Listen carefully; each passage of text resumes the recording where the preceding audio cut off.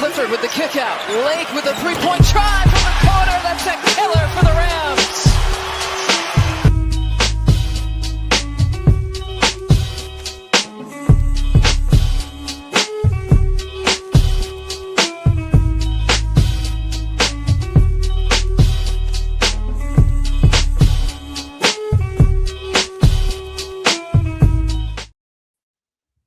All right, hello everyone, and welcome back to Basketball in the Mountains. This is episode 71. I am your host, as always, Tyler King, here to talk all things hoops in the Mountain Time Zone. And today we are talking about one of the teams that I cover really closely here in the state of Colorado, and that is the Colorado State Rams. I had mentioned it on the feed earlier this week for those of you that tuned into my episode on Tuesday this week, just kind of going through some college hoops takeaways, some NBA takeaways with the Nuggets and the Suns. Nuggets actually got a nice win over the Celtics last night, but I mentioned in some of the college hoops takeaways because I was at Colorado State and Fresno or Colorado State and San Diego State last Saturday that if the Rams were able to continue that win streak this week over Fresno State, that I would probably do a deep dive episode on the Rams because, like I said, now they've won 6 straight games, by far the longest win streak in the Mountain West. They're above 500 in Mountain West play. Just a really shrugged off a difficult start to conference play. I think they were 3-8, and now they've won 6 in a row to get to 9-8, which has been pretty impressive. A nice turnaround for this group. One that I wasn't sure if it was going to come, but now that it has come, you kind of expect them to kind of take care of business in these games. And it wasn't pretty the other night against Fresno State, another game that I was at in Fort Collins, but they made a nice comeback and were able to come away with the win. So to help me talk about this CSU team is my good friend Justin Michael from DNVR. He's been on the show a bunch of times at this point. But Justin, how you doing? Doing good, man. It's fun. This is the best time of year, and it's a heck of a lot more fun when the local teams factor into the conversation a little bit. Yeah, it's going to be an interesting conference tournament season locally. I mean, I think Buffs kind of could be interesting in Kansas City, but there's no way they're going to make any. They're going to win any more than like 2 games. Last year they were 3 in whatever they were in Big 12 play, and still won 2 games in the Big 12 tournament. But the Big 12 is so good that there's only like 4 or 5 teams I could see winning that league. But Mountain West is going to be wide open, I think, going into Vegas. Even like DU going to Sioux Falls for the Summit League tournament. That could be interesting. Same for Northern Colorado with the Big Sky. Like, it's going to be interesting conference tournament time. Like you said, it's the best time of year. I always love conference tournament week, and we're about a week and a half away from that getting underway. So, or I guess about 2 weeks from that kind of getting underway. But and then obviously NCAA tournament is right around the corner, so it is the best time of year. But obviously you talk a lot about this hoops. You've talked a lot about this hoops run on your show, the DNVR Rams podcast, and you've written about this team a bunch. Just what has impressed you so much throughout the 6-game winning streak now? Like, obviously, yes, it is 4 games. They probably should have won, with considering the home games against San Jose State, Fresno State, and Wyoming, and then the road game at Air Force, who still hasn't won a Mountain West game this year. But San Diego State was the only one, or I guess San Diego State and UNLV were the 2 that maybe they weren't going to be favored in going into, but they took care of business in both of those in impressive fashion, I thought. Just kind of talk me through what you've seen from this group in this win streak here.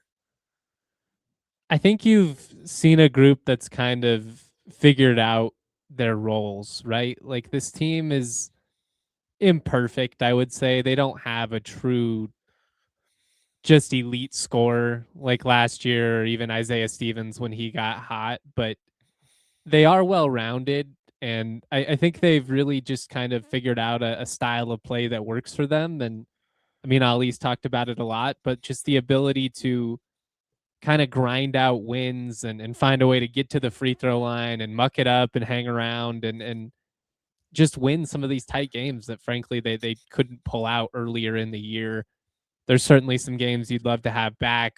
Woulda, coulda, shoulda. It is what it is, because I think, had a couple of those Mountain West games, DU obviously, and you're potentially in an at-large conversation. Yeah, I mean, they're 3 games behind New Mexico in the Mountain West standings. You look at that, like, and 3 games behind them in terms of overall record. And if 3 of those close games, like you said, go CSU's way, they're probably right where New Mexico is, or like kind of a bubble team. It's a bummer. I mean, magic could still happen. You never know. Weird stuff happens at this time of year. They're playing good basketball. I'm sure we'll kind of talk about some of that stuff. But yeah, I've just been impressed with kind of everybody figuring out their role and kind of guys leaning into it. And then I would say the emergence of some of the younger or more inexperienced players that came in. I mean, the fact that we've seen the leap that Jace Butler and Kerry Booth and some of these guys have been able to make, it's really encouraging, both in a big picture sense and just from a competitive sense, and getting to watch entertaining basketball.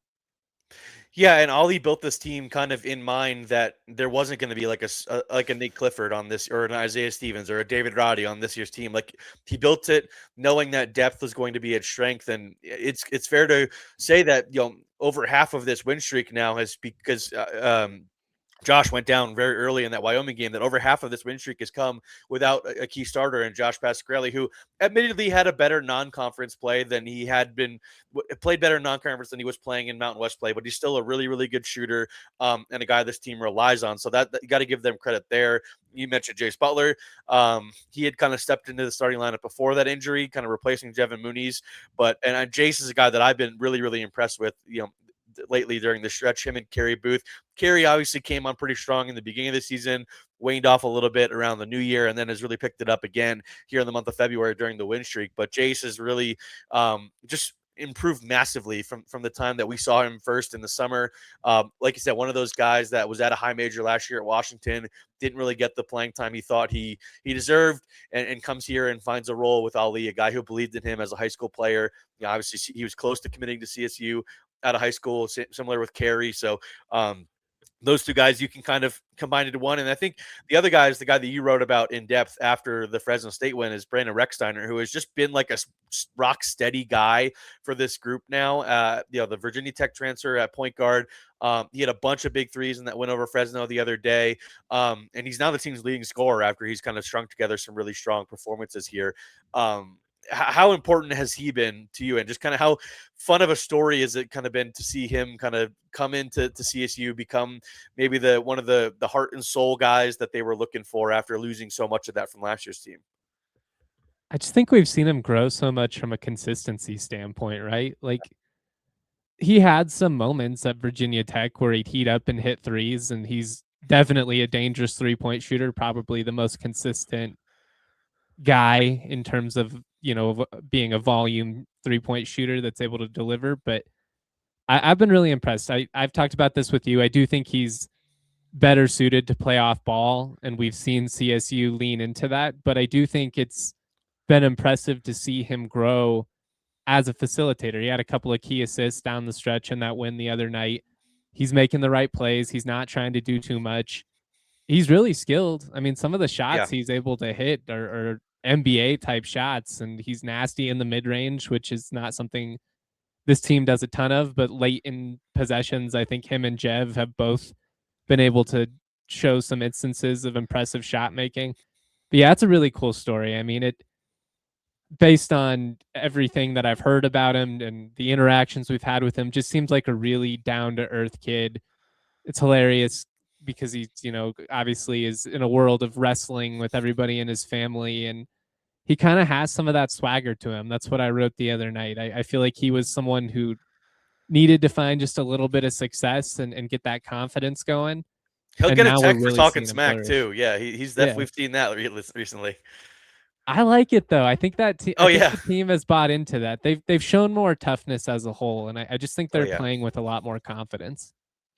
Yeah, the defense piece has really stuck out to me in recent games, because it's like you mentioned them not being able to close out games, earlier in the season, and it was because they couldn't get stops down the stretch. Like, that was the biggest reason they couldn't get stops against New Mexico, period, for like any sort of sustainable period.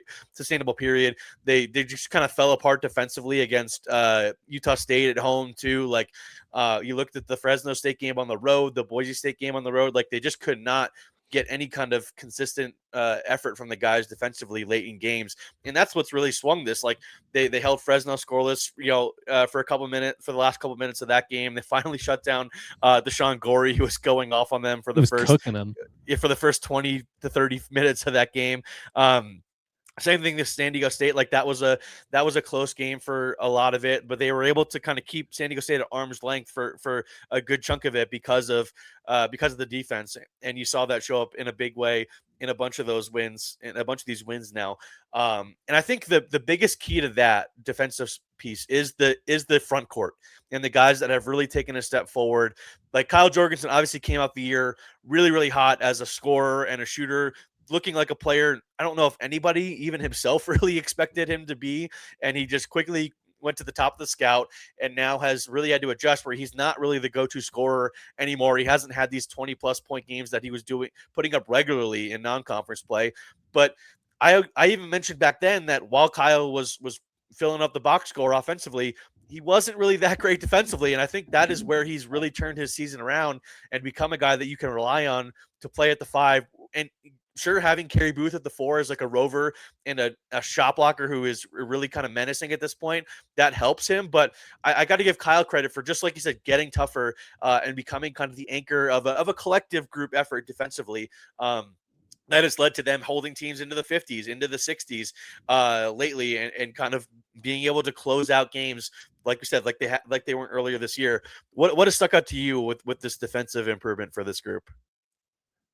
I think what you said is spot on, and Kyle's just gotten so much stronger in his 2 years in the program. You can't push him around the same way. You see it on both ends. The way he sets hard screens, his rebounding's improved. He's just more physical. And he was going to have to be. He was always skilled.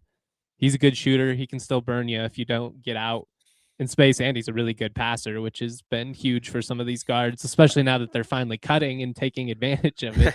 But on the defensive side, yeah, I think it's been big. I also think you've seen growth in terms of on-ball defense. Like guys like Jace and Kerry were some of the better defenders on the team. Their roles have increased. That's going to help your defense improve. Bemba's physicality is big in that element. But I think Pasquarelli, Recksteiner, even Mooney's, like they didn't have great starts defensively for this team. And they've become far more consistent across the board. You're just not getting blown by with the same consistency. And when they do have those rough stretches, they tend to figure it out, which I think is another thing that we've seen with this team. Their ability to adjust on the fly has greatly improved. All right, let's look forward a little bit here because I want to get your take on kind of what you're expecting from this team the rest of the regular season. Obviously, they play at San Jose State on Thursday. That's a 3:00 game on the Mountain West Network. Then they play at New Mexico at the Pit on Wednesday. That's an 8:00 game on CBS Sports Network. And then they wrap it up at home a week from Saturday against Boise State. I think, they're going to be favored in 2 of these 3 games, obviously at San Jose State and home against Boise. New Mexico, you're never going to be favored in the Pit, even though they've dropped a couple weird ones there this year. This is 2 and obviously you'd like to see them continue it and get to a 9-game winning streak heading into the Mountain West tournament, which would be 2 more a winning streak, two wins longer than what they had last year. I think they won 7 of their last 7 regular season games heading into the postseason when they went on a ridiculous run. And I don't know if we're expecting that kind of ridiculous run again this year, just because there isn't a Nick Clifford that can kind of carry you there. But what are you expecting out of these last 3 games of the regular season before heading to the Mountain West tournament, where, if you get the right seed, you get the right matchups, anything can happen. You can win a couple in a row and find yourself playing for a Mountain West title again, like they did last year. Yeah, I think 2-1 should be the hope based on how this team is playing. Really, the game in New Mexico, if you can steal it, obviously that's phenomenal, and that greatly increases your chance of being the 6 or maybe even the 5 compared to probably the 7 or the 8, depending on how things kind of shake out here down the stretch.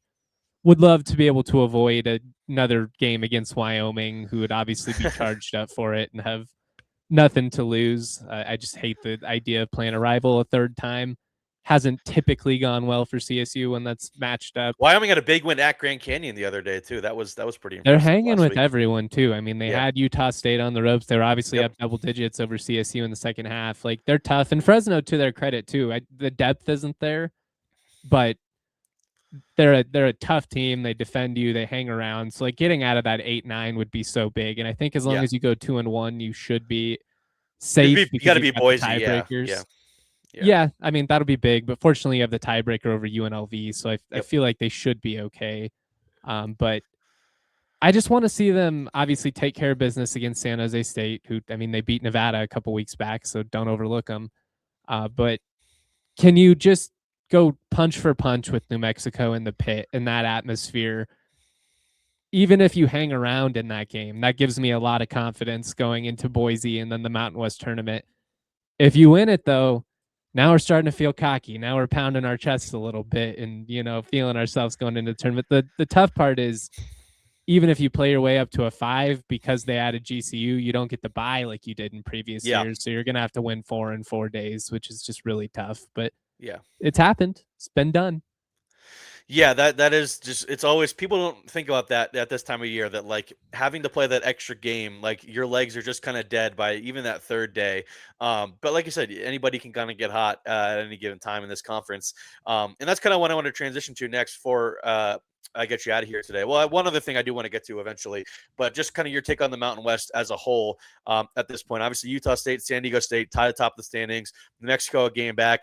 Nevada, a really surprise season for me, to be honest. They're 2 games back. Them and Grand Canyon. Then you've got that CSU, Boise, UNLV trio. That's 4 games back each. Couple big games in the Mountain West on Saturday. New Mexico hosts San Diego State at the pit.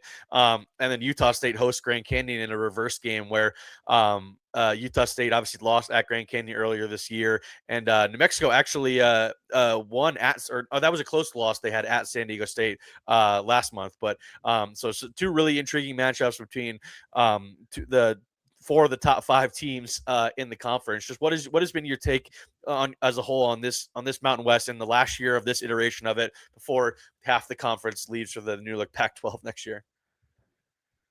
I think clearly the league's not quite as good as it was these last couple years, which had been really impressive. And I mean, to be fair, lost a lot of talent to the NBA or, high major programs like Donovan Dent and all these greats who, were playing here, EK. I will Lost say, a lot of though, great coaches to high yeah, majors as that well too. in recent years too. Whether it's multiple Utah State coaches, Nico finally moving on to Minnesota, Richard Pitino leaves for Xavier, all that kind of stuff. You've lost a bunch of, obviously Dutch is still around, but like, it's been a kind of a carousel of coaches throughout the conference for much of this decade. That's a great point. And I mean, I think you're feeling that, but I also feel like the league right now is on brand. It's high level basketball. The parity is great. It's probably going to burn the league in terms of the amount of bids they get because the parity is so great. These teams are beating up on each other and they're not allowing 2-3 teams to kind of separate themselves, and that I was might gonna say hurt I'd them. be stunned if more than 3 teams gets in. I think Me too. I think 3 men is pretty. 3 is kind of the goal, and that's like, if somebody lower than New Mexico wins the tournament, then that they're probably stealing Mexico's spot, where Utah State and San Diego State maybe are a little bit safer. But yeah, even San Diego State. I'm not fully, the only team I'm fully sure they're getting in is Utah State. So Well, I mean, now they've lost 2 in a row. Like, yeah, they should be good, but a lot of these teams still play each other down the stretch. So it is going to be interesting to see kind of who can close strong. I think it's going to be chaotic. I think it's going to be fun, both with the race for the regular season title at this point, because now it is a conversation. And in Vegas, I just think it's cool that you have realistically like 7 teams that could probably be good enough to win it all. And I'm gonna enjoy it. I'm hoping to get out there. We'll see. But I just think it's been such a fun hoops league. Like, if you're a college basketball sicko like I am and like you are, it's just one of those leagues that yeah. has been really entertaining. So I'm glad to see it go out with some juice, because 6 weeks ago it was looking kind of down bad. So I'm excited to see it rounding into form here down the stretch. Yeah, obviously you'd love for the conference to go out with a bang where you get the 6 bid league like they were a couple of years. I think that was 2023 or 2024 when they were a 6 bid league. And just kind of had a bunch of teams that you felt like could make it to the second weekend, all that kind of stuff. And like you said, a couple weeks ago or even a month ago, like it was not looking great for this conference. And now I think teams have really turned it around. I think New Mexico has surprised people a little bit in a good way. Same for Nevada. GCU has been an awesome addition to the league. It's a shame that they weren't in it for longer, because they're a really fun program. Bryce Drew does a great job with them. They also obviously have a great home atmosphere that teams have really struggled in at times this season. despite they've beaten some of the best teams in the conference at home, but then have lost to weird games to like CSU and Wyoming at home at times too. But I'm hoping we get one last great Mountain West tournament out in Vegas. Obviously, the Pac-12 is going to be in Vegas and is going to feature a lot of these teams starting next year with Gonzaga coming in too. I think it's going to be that's going to be a really awesome hoops conference as well. But you just love to see it kind of go out with a bang and have some really, really fun, exciting games that we're used to seeing in Vegas at the Thomas and Mack, because we've seen I can't even count how many of those games they're just like, man, I did not expect that to happen, or here's this crazy shot that sends it to overtime, all that kind of stuff. It's and obviously you've been there before. Like it's such a cool environment out there in Vegas too, because you've got so many different fans from all around the country coming in, because there's so many different conference tournaments that take place in Vegas. Like next year, the Pac-12 will be there. Like the WCC is there. It's all kind of really, really unique. So hopefully we get one last really fun weekend with this conference here. But before I get you out of here today, Justin, one other thing I did want to get your take on, just kind of what the future of the CSU team looks like, because the only guy that is a true senior that is going to be gone after next season for sure is Jevin Mooney's. And I think Ali kind of built this team in mind as well, with the fact that they kind of had a 2-year window here with all of the juniors they brought in, with Kerry Booth, Brandon Rexcenter, Josh Pasquarelli, Augie Kidulis as a junior. And then you've got like Jace Butler as a sophomore, Darnez is a redshirt freshman, JoJo McIver is a true freshman. Like all these guys that have played key roles this year outside of Jevin. Even Rashawn Bemba is only a junior. Kyle Jorgensen's a sophomore, all that kind of stuff. Like it's going to be a pretty veteran, experienced group come this time next year. And it feels like they're really hoping that next year this team can be one that kind of puts it together from start to finish and is a no doubt NCAA tournament team. Do you agree? Yeah, I mean, I think that's definitely going to be the hope going into next year, and certainly the way they're ending this season strong, I think gives hope and realistic reason to buy into this team moving forward. You just see that they're going to improve. Like Ali is such a great developer of talent, and these guys are just going to continue to grow. The big key is obviously retention, and I do think a lot of these guys are happy in a good place, especially those that were at other programs and know what it's like to get put through the ringer and maybe not valued to your full capability. We all know though that sometimes somebody just offers a check that's too large to turn down, and I don't think you have like a Neat Clifford a couple years ago, or a Cayenne Evans this past year, or even Croc. Like you've got some very valuable players like Jorgensen. Some of these guys, they certainly could play at a high major, so we'll see what happens there. But I also think a lot of these guys are kind of in the perfect position. So if they are what I would say wise enough to like look at the big picture and look at what this team's capability could be if the vast majority of this roster sticks around, and then you add maybe a piece or two in the portal, because you will lose a couple of guys that aren't playing, and no, that's just part of the process. I think they can be really good next year. What's going to be interesting to me is like, can you hang on to a guy like Rex Steiner, who's obviously shooting the ball really well, or does somebody come and throw a quick mill at him? It'll be interesting to see kind of what plays out there. Yeah, I really hope that I think we're getting deep enough into in this portal era now where guys have examples of, coming down to maybe a quote unquote lower level, where for a guy like Rex Steiner, who was at a high major last year, or guys like Carey or Jace, and trying to jump right back up doesn't always work out for guys, or even guys that are at a lower level that try to make a jump up. Like I love Cayenne Evans. I think he's a great kid. I think he's a really talented player, but I don't think the North Carolina move has maybe worked out the way he envisioned. Like he's coming off the bench for that team now. That's a good team, and I'm sure he'll have a lot of fun playing in March Madness with that team. But he got paid to kind of be a key player for that team, and he's kind of just kind of a rotation guy for that squad. And that is kind of the thing that maybe these lower mid-major coaches can show guys that, like, hey, just kind of stay where you're at and fit in. Like, and that's kind of what I've been hoping that we see a little bit more of that in this portal era, because I'm dealing with the same thing with covering Colorado with the young freshmen that they have. It's like, if you guys can stick together and develop, like, you can be a really, really special team in 1 or 2 years, just with the experience you're going to get, and don't just kind of search for that next kind of just kind of the next big thing. And that's why I hope this group kind of sticks together. Like you said, they're going to lose a guy or two, maybe that you're not even expecting. But if you can keep the core 6-7 guys together and then add to that in the portal this year with supplemental pieces, like every team's going to have to do, I think that's the ideal goal. Because like you said, I really think this team could be special next year. Like Gonzaga, no matter what their roster looks like, is going to come in as the favorite in the new look Pac-12. But I think CSU could be right up there with San Diego State. We'll see what happens with New Mexico. Like they could lose Eric Olin after just 1 year. Utah State, we'll see what happens with Jared Calhoun. Like I think Ali's going to be here. And I think the majority of these players are going to be here. I think that's going to bode really, really well for this program next season in the Pac-12. I do too. It's going to be a lot of fun. We'll be bummed to lose some of the members that you've been associated with. It is what it is. And in that sense, I understand why certain teams were picked and why they weren't in that whole conversation. We don't have to get into the weeds on that. But I think that the outlook is really intriguing right now.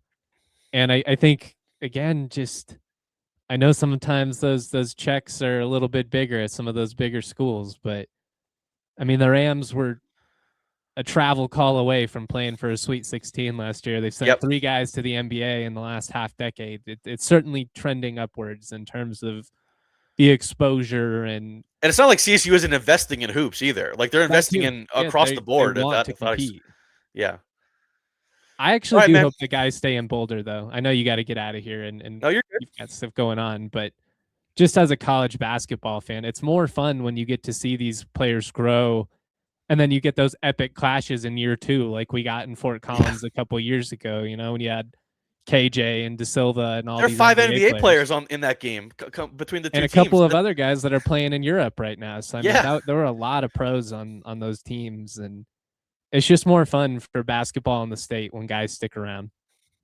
Yeah, and I don't want to think too highly of myself and pat myself on the back too much, but I feel like coaches could bring in people like you and me who are college basketball sickos that have been around for long enough to talk to these kids like, hey, this is kind of what you could become. Like we've seen what experienced veteran teams could become. Because I think a lot in terms of the CU scenario, like that KJ Simpson, Tristan De Silva, that really veteran team. They obviously brought in a freshman in Cody Williams who was really highly rated, but it was basically KJ Simpson, Tristan Silva, Luke O'Brien, and Javon Hadley, the veterans of that team, Julian Hammond as well, that have been playing together for a couple of years, that led that team to another team that was a minute or two away from the Sweet 16. Like it just kind of, if you get the right guys and you kind of keep them to stick together, like you can build something really, really special, even if you're not at a program like CU that is clearly has one of the lower budgets in terms of building a roster in its own conference. Like all that kind of stuff goes into it. And same thing for CSU. Like you're fighting to keep guys from trying to jump up to the high major level.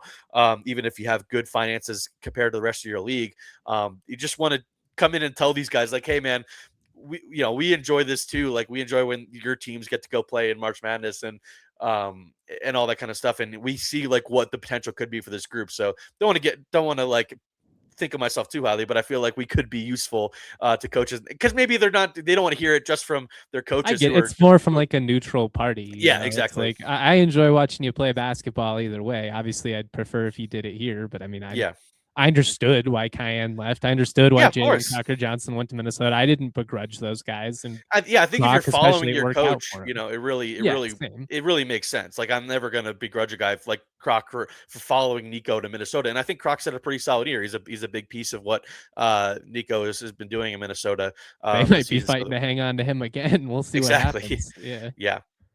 All right, man. Well, I appreciate you taking time out of your busy schedule with the Avs and all the other stuff you got going on. So anything you want to plug before you get out of here? Yeah, just check out the site. We've got a sale going on right now. So if you want to subscribe, you can for 55% off. You get a free t-shirt when you subscribe, discounts at the bar, all that kind of stuff. So if you're into what we're doing, give it a thought. I live pretty close to the bar, and I've been there a bunch of times. It's always a really, really fun time. Looked like a great atmosphere the other morning for that gold medal hockey game. Crazy, man. People were down to party at 6 a.m. Yeah, I woke up just in time for puck drop. That's all I was about to do. Same, but I don't have that kind of commitment, guys. I'm sorry. Anyway, appreciate you hopping on, man. Have a good one. Awesome, man. Love talking hoops with you. All right, thanks again to my friend Justin Michael from DNVR for joining the show today to talk all things CSU. As like we said, we're on this nice 6-game winning streak here and looking to keep it going this weekend at San Jose State. Before we get out of here, just want to shout out a couple of games to keep an eye on this weekend in the Big 12 in particular. Arizona and Kansas at the McHale Center at 2 p.m. Mountain Time on ESPN on Saturday. Should be a great game. Arizona looking to get revenge for the loss they suffered at Allen Fieldhouse earlier this month. Arizona obviously has gotten back on track after losing 2 straight. That one at Kansas for the first loss of the year, then at home against Texas Tech. They obviously beat BYU at home, then one at Houston, and then at Baylor last week. So a couple of nice road wins for the Wildcats. Now they're back at home. For the first of 2 ranked games before they end the year at Colorado on a week from this Saturday. But they play Kansas on Saturday, and that is going to be one of the better games of the weekend for sure. And another one to watch, I think, definitely the BYU going on the road to West Virginia. This game is these 2 teams are only separated by 1 game in the Big 12 standings. BYU obviously at 8-7. They're struggling a little bit here, obviously, after losing Richie Saunders for the season with this ACL injury. They got not blown out because I think the score is a little bit closer than the game. So the game would suggest. They lost big at home to UCF earlier this week. They were down big at halftime, and BYU made it a little bit of a game in the second half. AJ DeBansa played pretty well in the game with 29 points, 8 rebounds. And Rob Wright had a decent game, but like we said, like we talked about before on the show many times, like BYU is always really relying on that big 3, and now that one of those guys is down for the rest of the year, that just makes things really tough. And they could really use this win at West Virginia because they also play at Cincinnati a couple days later as their final home game before wrapping up at home against Texas Tech, who is also injured without JT Toppin for the rest of the year with another massive ACL injury across college basketball. So those are just 2 games I think you got to keep an eye on. We mentioned some of the Mountain West games to keep an eye on. Summit League and Big Sky, are wrapping up this weekend as well. So once that's over, we'll kind of check back in to see how the Big Sky shook out heading into Starch Madness, and then where DU is at heading into the Summit League tournament as well. I think both those teams are both DU and Northern Colorado, who I've written about a little bit over the Denver Gazette recently, have a chance to be a little bit frisky in their conference tournaments and maybe make a run that people weren't expecting at the beginning of the season. So that'll do it for today's episode. Thanks again to Justin Michael from DNVR for joining us on today's episode. And thanks to all of you for listening. If you got this far, make sure to subscribe wherever you're listening, whether that's on Apple or Spotify, or if you prefer to watch on YouTube, make sure to subscribe to the feed over there. Leave a like on the video, leave a comment, all that stuff. Super appreciated by me and helps me grow the show. So without further ado, thanks again and enjoy the weekend of basketball.